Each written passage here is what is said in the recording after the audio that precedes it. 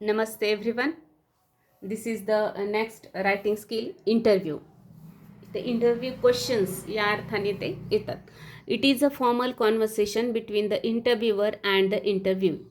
तर इंटरव्ह्यू जे आहे तर त्यांचे आणि इंटरव्ह्यूवर जो मुलाखत घेणारा आहे आणि मुलाखत देणारा आहे यांच्यामधलं जे कॉन्व्हर्सेशन आहे तर त्याच्यावर आधारित आपल्याला काय करायचे असतात, इंटरव्ह्यू क्वेश्चन्स प्रिपेअर करायचे आहेत.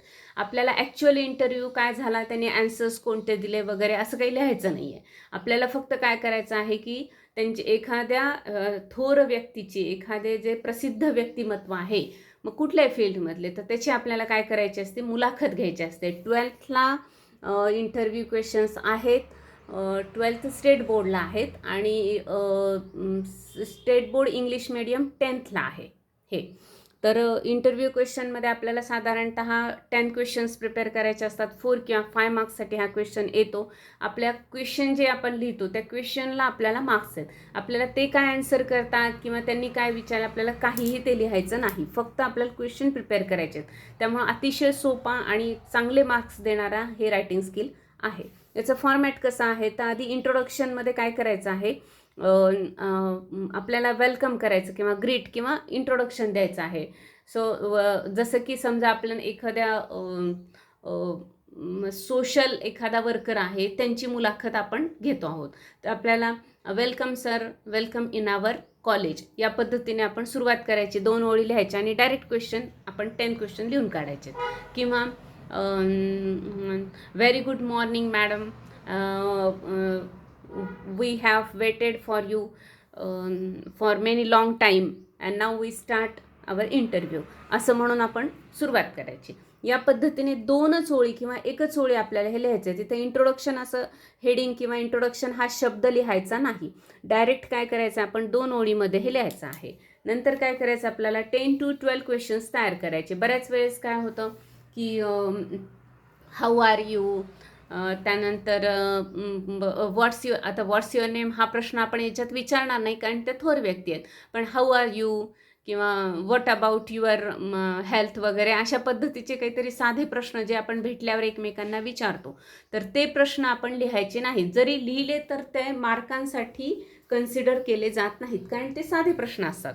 तर 10 to 12 जे की कंटेंट बेस्ड क्वेश्चन असतात तर ते तयार करायचे आहेत. कधी कधी आपल्याला रिस्ट्रिक्शन असतं बरं का, की 10च क्वेश्चन तयार करायचे, तर मग त्यावेळी आपण 10 क्वेश्चन्स तयार करायचे आहेत. लास्ट क्वेश्चन पण एक तयार करायचा शेवटचा, आणि त्यानंतर आपल्याला तिथे काही न करता जसं आपण इंट्रोडक्शन केलं ना तसंच आपण इथे काय लिहायचं आहे, थँक्यू. या पद्धतीने आपण याचं एक डेव्हलप करायचे. आता मेन क्वेश्चन्स कशावर तयार करायचे किंवा कंटेंट क्वेश्चन्स कोणते असतात, तर समजा तुमचं गाईड कोणते किंवा तुम्हाला गायडन्स कोणाकडनं मिळाला या पद्धतीचे. त्यानंतर फॅमिली सपोर्टविषयी आपण प्रश्न विचारू शकतो. तुमचं स्ट्रगल कसं झालं आहे हे विचारू शकतो की हाऊ वॉज युअर स्ट्रगल किंवा tell us about your struggling days. Can you share your turning point sir, किंवा what was your turning point in this field वगैरे असा प्रश्न आपण विचारू शकतो. Sir please tell us your success formula or formula of success असं आपण त्यांना विचारू शकतो. Ma'am who is your inspiration ma'am, किंवा ma'am who is your inspiration असा प्रश्न विचारू शकतो. त्यानंतर what about your role model sir, what is your ambition or what was your ambition in your childhood अशा पद्धतीचे प्रश्न आपण तयार करू शकतो. नंतर credit, to whom do you want to give the credit of this success, difficulties faced, sir can you share some situations in which you faced difficulties in this field या पद्धतीने.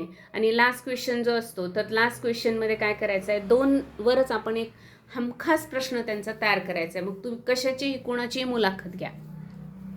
Sir what is your message for our youth, किंवा what are your future plans sir, what are your future plans ma'am.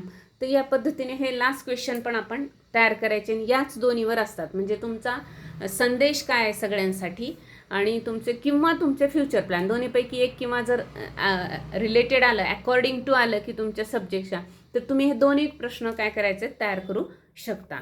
आता subject ते असतात किंवा आपल्याला काय दिलेलं असतं, तर तिथे आपल्याला सब्जेक्ट दिलेला असतो. Suppose you are Rohan and you are taking interview of a doctor किंवा अ सक्सेसफुल डॉक्टर किंवा काय a doctor having the Padma Shri prize, Padma Shri award, the doctor काय म्हणू आपण त्यांना सन्मानित केलेले आहे, त्यांच्या आपण मुलाखत घ्यायची आहे.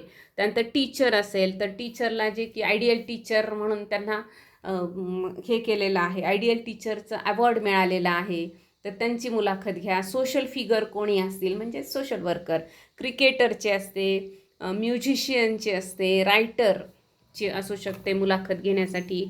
त्यानंतर अवॉर्डेड पर्सन म्हणजे कुठल्याही फील्डमध्ये त्यांना अवॉर्ड मिळालेले असे काही पर्सन असतात.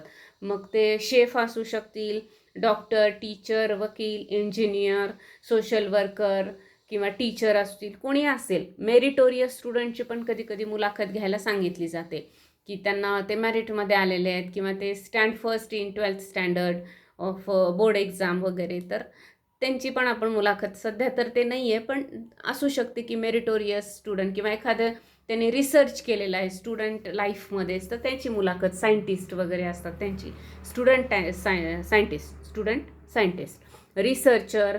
नंतर फार्मरची पण असू शकते. फार्मरची एक मुलाखत वेगळी आहे की तुम्हाला त्या पद्धतीची व्होकॅब्लरी लक्षात ठेवली पाहिजे. पोएट असेल किंवा एन्व्हायरमेंटॅलिस्ट यांची मुलाखत. असे वेगवेगळ्या फील्डचे काय करायचे, 2-4 प्रश्न जे आहेत आपण लक्षात ठेवायचे, कशावर आधारित असतील, जे की हे जे आपण पॉईंट्स आहेत तर ह्या पॉईंटशी रिलेटेड आपण काही प्रश्न तयार करून ठेवायचे आणि त्या प्रश्नाचं प्रॉपर फॉर्मॅटमध्ये ते तयार करून ठेवायचे. ते प्रश्न आपण कुठल्याही याच्यामध्ये जे आपल्याला ॲप्लाय करता येईल किंवा ते ॲप्लिकेबल असतील अशा पद्धतीचे प्रश्न आपण तयार करून ठेवायचे. मग फार्मर असेल तर आपल्याला काय करावं लागेल, त्या पद्धतीची व्होकॅब्लरी जी आहे तर आपल्याला त्याचा अभ्यास करावा लागेल किंवा थोडंसं त्याचं रीडिंग करून ठेवावं लागेल की फार्मरमध्ये कोणी ते तुम्ही न्यू एक्सपेरिमेंट कोणते केले आहेत, तुमचे क्रॉप्स कसे डेव्हलप केले, त्यासाठी तुम्ही ऑर्गॅनिक मॅन्युअर कसं तयार केलं आहे किंवा ऑर्गॅनिक क्रॉप्स तयार करण्यासाठी तुम्ही कशाचा वापर केला वगैरे, अशा पद्धतीचं आपण ते घेऊ शकतो. मुलाखत ही ना कधी कधी मराठी, हिंदी, संस्कृत या पेपरला सुद्धा हा प्रश्न असतो आणि इंग्लिशला तर असतोच. म्हणजे कोणत्याही लँग्वेजमध्ये जरी रायटिंग स्किल लिहायचं असेल तर थोडेफार त्याचं जे फॉर्मॅट किंवा हे जे असतं लिखाणाचं जे स्किल आहे ना, तर ते सगळीकडे सारखंच असतं, फक्त आपल्याला तिथे लँग्वेज बदलते.